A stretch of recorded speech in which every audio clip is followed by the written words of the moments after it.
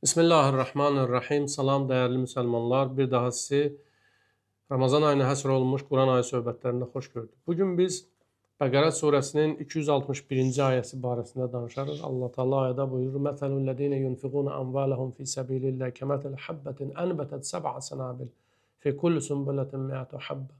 Vallahu yudaifu limen yasha. Vallahu vasi'un alim."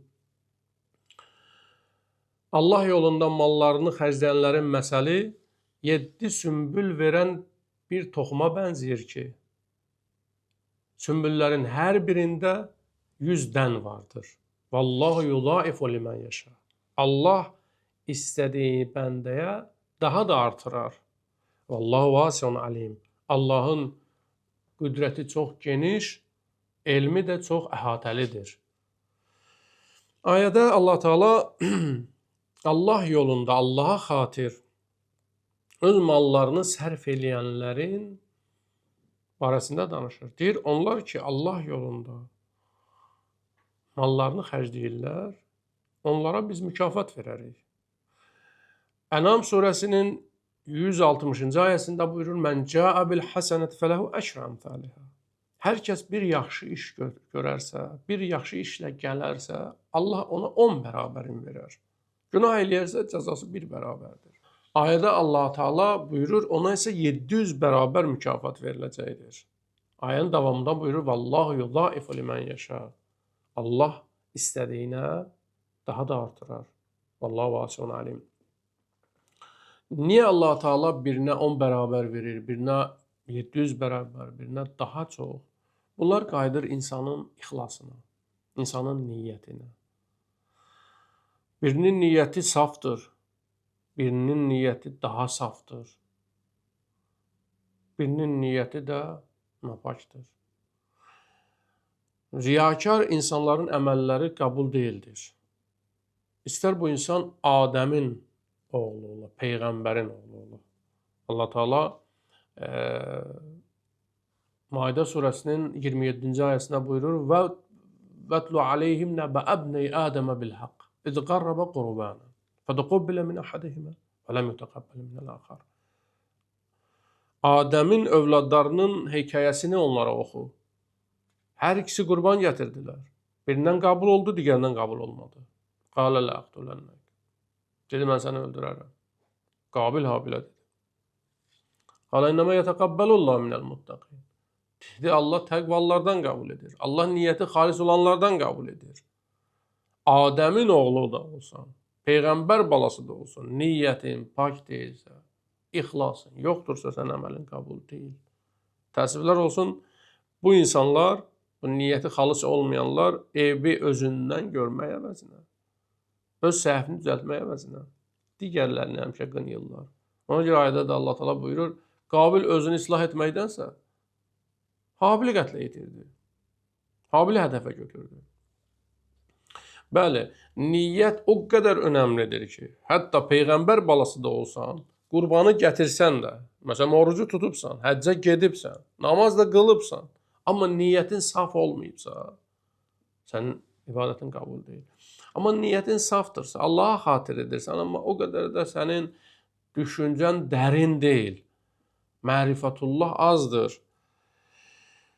Bu insanların mükafatı 10 bərabər olar, ya az olar, onu Allah dəqiq bilir. Amma fərqlənər, ixlasdan bu asılıdır. Ayənin davamında Allah da bu ayədə buyurur, Allah 700 bərabər verər. Əhl-i Beyt əleyhimussalam, İmam Əli əleyhissalam, Xanım Zəhra, İmam Həsən, İmam Hüseyin Peyğəmbərimiz oruç tutdular. 3 gün oruç tutdular, uşaqlar xəstə idi. Bir gün yetim gəldi, bir gün kasıb gəldi, digər gün əsir gəldi. Və yut'imunət ta'amə alə hubbihi miskinən və yetimən və əsira. Öz iftarlarını miskinə verdilər, yetimə verdilər, əsirə verdilər. Sonra da innəmə nut'imukum li vəcihillah, la nuridu minkum cəzaən və la şükura. Dedilər, biz sizdən heç nə istəmirik. Nə əvəz istəyirik, nə də təşəkkür. Allah bunu deyir. Allah deyir ki, bunların niyyəti yalnız və yalnız Allah Taala idi, Allah idi. İnnəmə Nut'imukum livecihillah. Yalnız və yalnız bunu Allaha qadirsə veririk. Ona görə bu ayə nazil olur. Ona görə Əhl-i bizə nümunə olur. Bu ayədə də Allah Teala buyurur: əgər sizin niyyətiniz saf olarsa, Allah sizin mükafatınızı niyyətinizə uyğun olaraq artıracaqdır. Mən sizə bir hadisəni deyim, Qur'anın nəql etdiyi hadisədir. Allah Teala Ali-İmran surəsində buyurur, Ali-İmran surəsinin 35, 36, 37-ci ayələridir. Hənnə xanım, Həzrəti Məryəm salamullah aleyhanın anası Allahla razı-niyaz etdi, dua elədi, dedi Allah mənə bir oğlan övladı ver, mən onu sənin evvə həsr eləyərəm, sənin evvə qulluqçu təyin edərəm. İzqalət imrat İmrana Rabbi inni nəzərtu ləkə fi batni muharraram fətəqəbbəl minni. Dedi Allahım, bətnində olan, qarnımdan olan bu uşağı nəzir edirəm. Məndən qəbul elə, oğlan uşağını. Dedi fi batni muharraran. Elə bildi ki, bu uşaq oğlan uşağıdır. Fətəqəbbəl minni innəkə əntəs-səmiul əlim. Sən hər şey bilənsən, eşidənsən. Fələmmə vadaatha qalət Rabbi inni vadaatu unsa.